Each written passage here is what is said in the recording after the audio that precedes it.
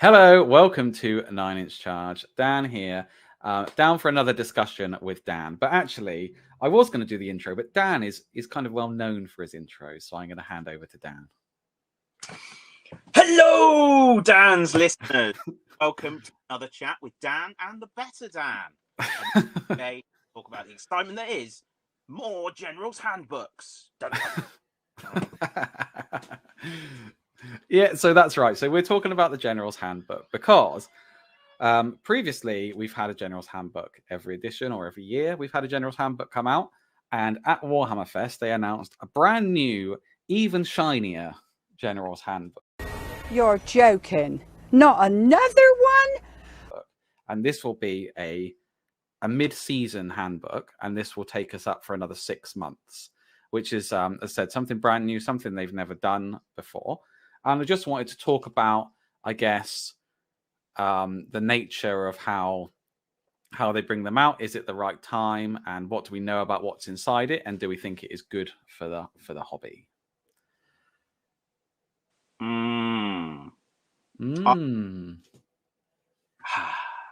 Again, like all these things, it's subjective, I guess.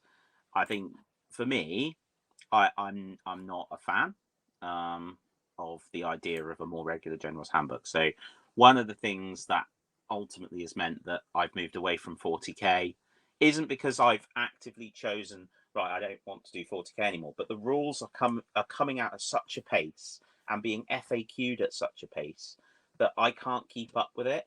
Now, it should be said that I don't, I fall in the category of a fairly casual wargamer in a way. I've got my hobby room and stuff, so I'm into it. Don't get me wrong, but I've got a family, I've got a job, I'm busy. I'm not playing all the time. I can't go to a Dan, can you? I'm sorry. Are you on your phone? No. Oh, I was going to say, can you just do a 360 in your chair when you say I'm a casual gamer, when you're sat inside your gaming room with your library behind you, a Space Marine on the other shoulder? I take it very seriously, but I'm only casually able to actually play games. Yeah, so me and Dan play together quite a lot, and we do go to tournaments and events. We haven't been away to an event. I think we played at Curtin when this edition came out.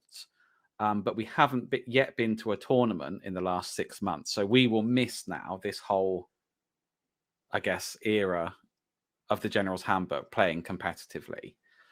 So it has snuck up on us. And I think for people who want to stay competitive and in that edge, and we have had some really good games, and we've put more monsters into our list and tried out stuff like that.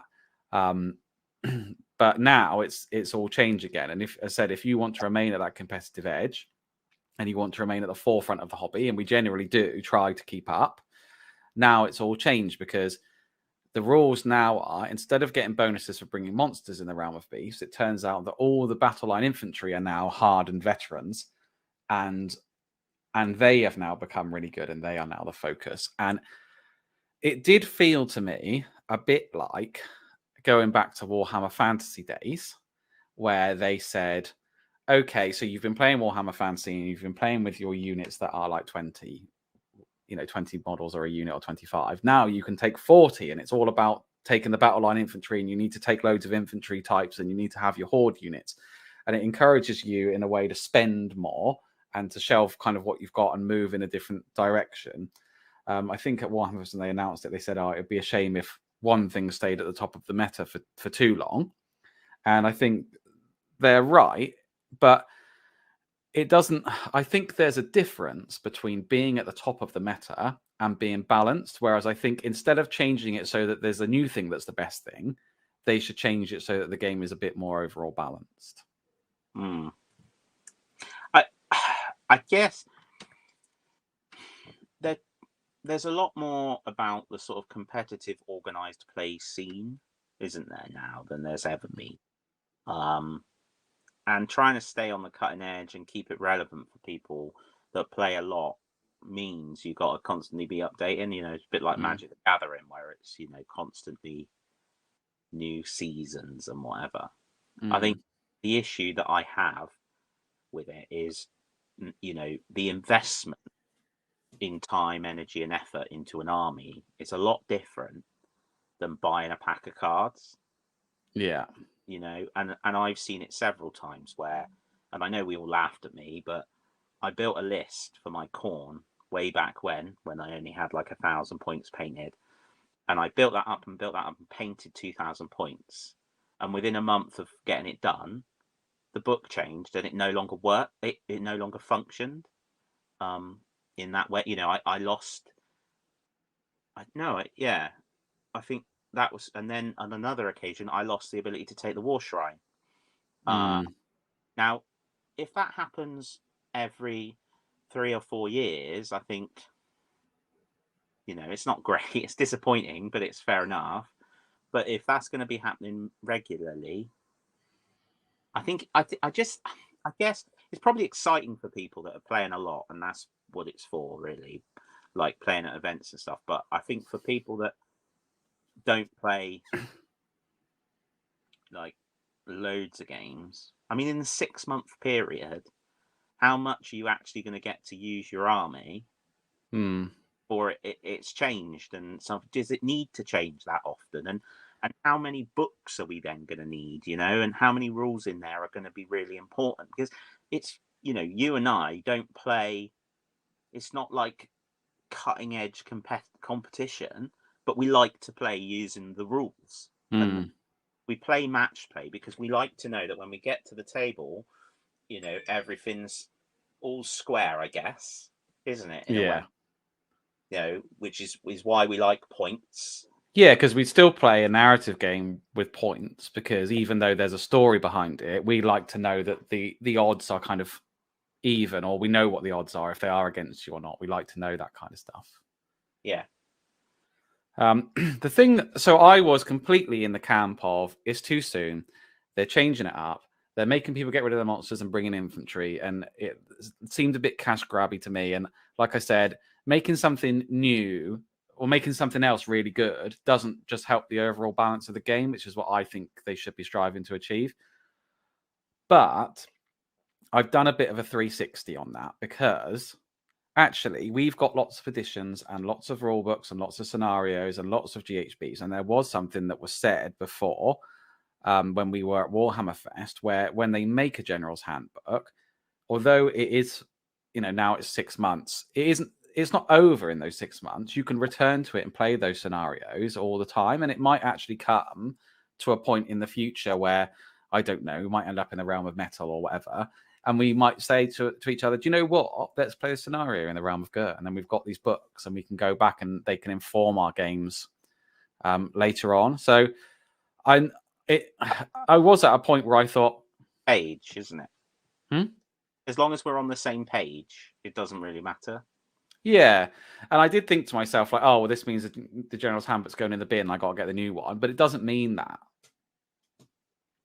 Nothing's stopping us, like you and I, playing a game with the monsters rather than the infantry. Yeah. And then when you start looking at it from that perspective, it actually just gives you more options for how you want to play your hobby. This next General's Handbook, then, that's outside of the Season of War thing from the Thondia Season of War thing, isn't it? Yeah. So is it set in a different realm? No. So Thondia Season of War it's like kind of like what the Realm Gate Wars were. It's like a narrative book, but it has some rules for scenarios and it has the rules for the incarnates. Whereas the new General's Handbook is in the same. It's still set in Gur. It's still this edition, but it's just updated with new scenarios and new rules for how you play your games, and has a bigger focus on infantry rather than monsters. So I guess what's quite cool about that is if you do play competitively, you know you're going to get sort of 2 waves of it. You get like the first sort of 6 months is going to be sort of around one type of army build, and then the second sort is going to be about a different type of army build. Yeah. But you could go to an event now, and then maybe this could be a balancing tool where you say 3 scenarios will be with monsters and 3 scenarios will be with infantry. If you know what I mean, you could mix them up. But that is then increasing the number of books people have to bring. Mind. Yeah. Which we went to the games gaming evening the other day and played Warcry, and I filled my book bag with rules. We didn't need them all, to be fair. I just wanted to carry them around because I've got loads of them. I mean, it's ridiculous. Here we go.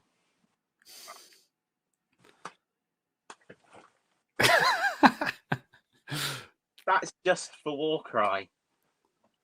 Yeah. And this is what we want to get. This is why the General's Handbook in its current form is so good, when it has all the tabs and the rules and stuff. And we want to try and get away from that, because that's getting a bit... do you remember when we played Drop Zone Commander, to go completely off the other topic, back in its infancy, when every time a new rule came out, it was in a different book? And we don't really want that. So I think the new General's Handbook was... The General's Handbook is amazing. Like, the format of the General's Handbook is absolutely excellent. Hardback, ring bound, tabs. It's fantastic. Really good. Yeah, it is a great book. So I put this one out to the community as well. So I asked on the community side of the channel, what do you think of the new General's Handbook announced at Warhammer Fest? Seems like we'll have one every 6 months now instead of yearly. And the options were can't wait, too soon, or don't mind. And there were 65 votes cast, and can't wait was 18%. Too soon was 42%, and don't mind was 40%.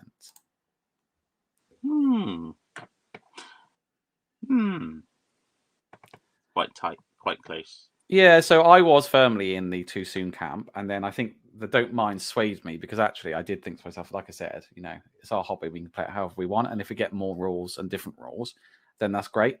It just helps. It's only for the people, isn't it, who are like you said, in the cutting edge tournament scene, spent a lot of time making their armies, and then it all changes again. But we don't fall into that camp, I don't think.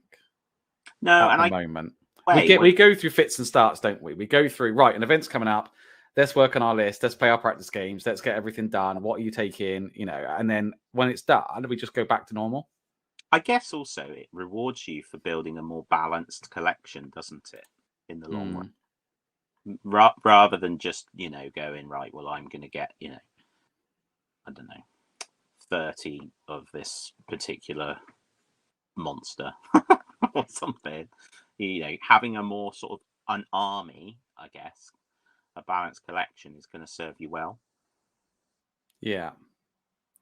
And there's only one comment to this one. It's from Jay Durthu. It said, for this one, finally cutting some of the monster power and buffing normal units. I cannot wait. For the next one, that will be 6 months after. Yeah, this is bad.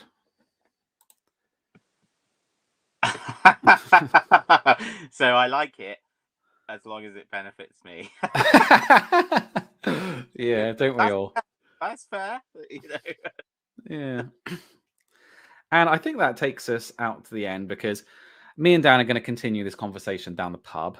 There's a pub kind of equidistance between our house, so we're going to get ready to go and meet down there. We should record in the pub. If it wasn't so noisy, it'd be better to record with a pint in hand, really. Well, the other day was like, what was it? Buy one, get one free for something or other. And we went in thinking it would just be us in a cozy fire in the corner, and it was bloody packed. So I found out what it was. It was they had a voucher for 50% off any main meal, and we went like of a Tuesday night. Like I said, just sat in a corner. We had to have our first pint in the garden, and then we could only get a seat when, like, after we'd finished the first one. Blooming mental. But what day is it we're recording of today? It's a Tuesday again, right? Right. So hopefully it'll be it'll be a quiet, cozy Tuesday. We'll be sat by a pub, pint of Cornish ale in hand, and then we'll be talking about pasties, but only from the perspective of the model that comes with the Halfling Blood Bowl team. All right. Well, thank you very much for watching. Be sure to give the video a like if you've enjoyed it. Subscribe if you'd like to see more, and make sure you leave a comment and let us know what you think. And I'll catch you next time. Thank you very much for watching. Please be sure to leave a comment and let me know what you think. I do read every single comment. If you've enjoyed this video, please be sure to give it a like. And if you'd like to see more content like this in the future, please consider subscribing to the channel. And if you'd like to take the conversation even further, you can join the 9 Inch Charge Hobby Hangout group on Facebook.